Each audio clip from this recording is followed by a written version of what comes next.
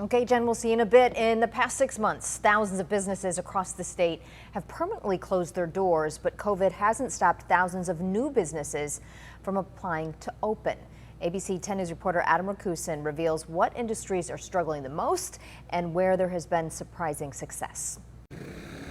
It's hard to forget the day your world changes. I saw the news flash come across, and I immediately told my entire staff, hey, in the middle of a shift, shut the doors. AJ Williams spent the first couple weeks of the stay-at-home order with the doors to his business closed.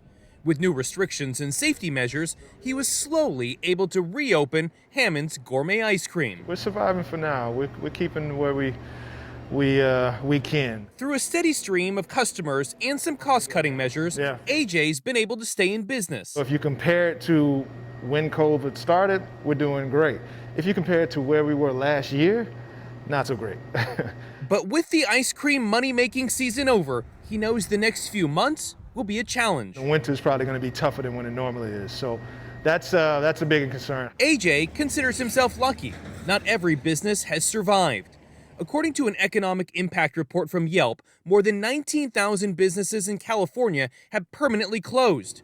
The report, released in September, found the restaurant, retail, and beauty industries hit the hardest. We've lost permanently now 13% of our businesses. It's about 97 businesses. Jason Wells is the executive director of the San Ysidro Chamber of Commerce. Wells says COVID is having an impact on the border businesses. The reason is just a bit different.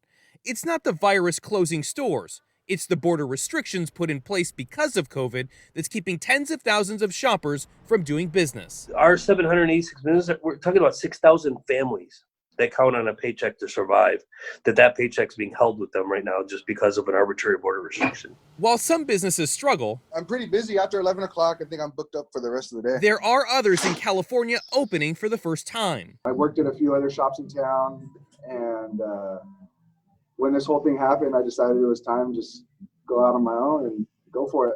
Take all my savings and see what happens. Colin Duncan got the keys to what's now Colin's Barbershop at the end of March.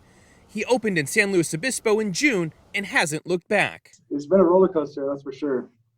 It's pretty scary, but we've managed to make it work. The city of San Luis Obispo says from March through September, there have been 108 new business licenses. We rotate through, anywhere close to 300 different flavors. AJ's focused on what's happening now, but says he can't lose track of the future and ways to come out better on the other side. You got to be positive. You got to be hopeful. Adam Rakusin, ABC 10 News. And I can tell you that ice cream is really good. We have links, resources to businesses and workers during this pandemic. Check that out at our website. It's at 10news.com. Click on the Rebound tab.